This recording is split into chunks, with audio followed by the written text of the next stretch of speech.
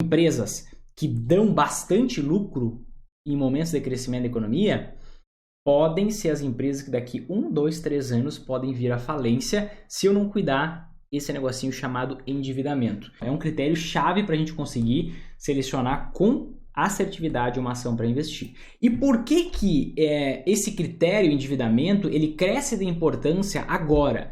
Porque a gente está vivendo um período de alta da nossa taxa Selic. O que é essa tal de taxa Selic? A taxa Selic é a taxa básica de juros da economia, tá? Basicamente, quando a taxa de juros da economia, a taxa básica de juros, a nossa taxa Selic, que é o nome dela, ela sobe, o que acontece? Os juros de todas as dívidas acabam subindo. Empréstimos, financiamento, crediário, tudo isso, tá? Empréstimo. Tanto para pessoas quanto para empresas. A maior parte da dívida das empresas está atrelada à nossa taxa Selic. Ou seja, se a taxa Selic sobe, as empresas, o juro que as empresas pagam pelas dívidas que elas têm, sobe também. Então a gente está num patamar em que no início de 2021, a nossa taxa Selic era de 2%. Tá?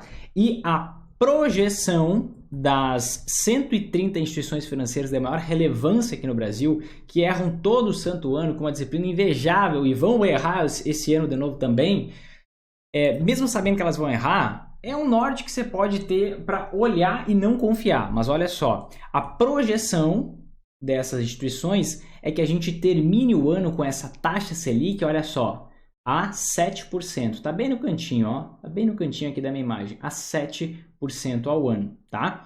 E por que eu digo que eles erram com uma disciplina invejável? Porque é natural, não tem como prever o futuro, não estou dizendo que eles são ruins. Mas olha aqui o quanto muda esses gráficos. A projeção era uma para o IPCA, para a nossa inflação, subiu para caramba e não para de subir. Para o PIB, mudou totalmente, agora não para de subir. Para a taxa de câmbio, para o dólar, sobe e desce, de forma que, ao invés da realidade, olha que louco, ao invés da realidade bater com a projeção, o que acontece é que a projeção vai mudando e vai se adequando à realidade, ou seja, não adianta nada você seguir ou acompanhar projeções. Mas a projeção dessas 130 instituições financeiras de maior relevância do país é de que a taxa Selic vai terminar o ano em 7%. Só que no início do ano estava em 2%. E agora vai para 7%. Ou talvez cruze, tá? Pode chegar a 10% com tranquilidade ou até cruzar isso.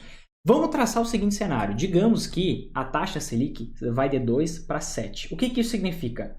Que o custo da dívida das empresas vai mais do que triplicar em um período de um ano. Ou seja, o que as empresas estavam pagando de juros pelas dívidas até janeiro, talvez a partir de 2022 elas vão começar a pagar 3 vezes mais, 4 vezes mais, 5 vezes mais e sabe-se lá, só Deus sabe até onde vai essa taxa Selic. Nossa taxa Selic já foi de 2 dígitos várias vezes, ou seja, mais do que 10%, mais do que 20% e pode ser que vá.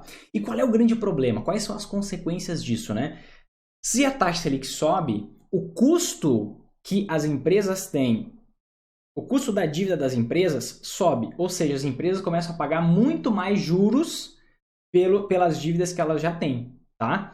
Além disso, o que acontece? Quando a taxa, esse é o fator 1, tá? Se você quiser anotar, problema direto, o custo da dívida das empresas aumenta. Se o custo da dívida das empresas aumenta, elas têm que pagar mais juros pela dívida, o lucro da empresa cai. Faz sentido? Imagine que eu vou lá, vendo meus produtos, eu sou uma empresa de vestuário, eu vendo meus produtos, e aí chegou um momento em que eu preciso pagar imposto sobre o meu faturamento, sobre o meu lucro, eu preciso pagar imposto sobre o lucro. Só que antes de eu pagar o imposto sobre o lucro, eu tenho que pagar os juros das minhas dívidas, porque eu tenho empréstimo, eu tenho dívida, né? E aí eu pagava um certo valor, agora eu tenho um valor muito superior, 3 vezes, 4 vezes mais eu tenho que pagar. Então, no fim das contas, o lucro que eu tenho vai ser menor.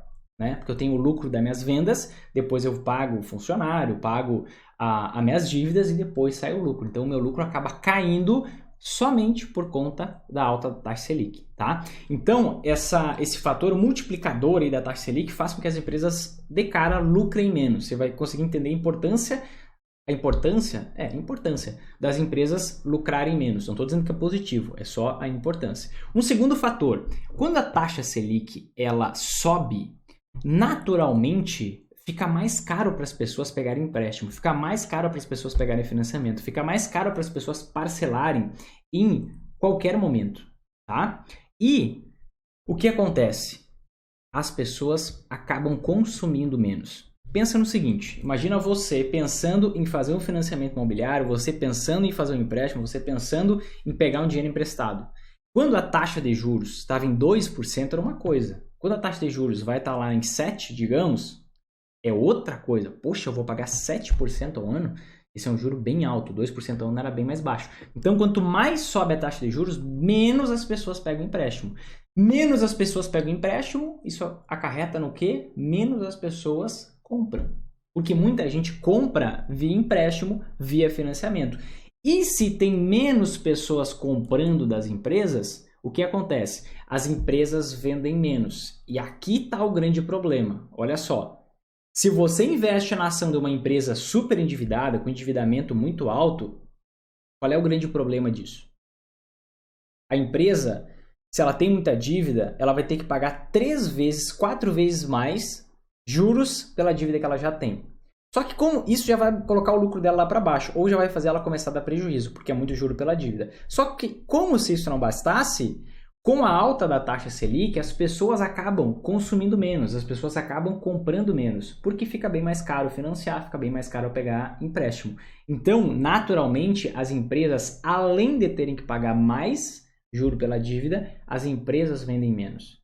E pensa no caso de uma empresa que paga 3 vezes mais juro pela dívida e ainda vende menos. Ela tem 2 fatores jogando contra ela.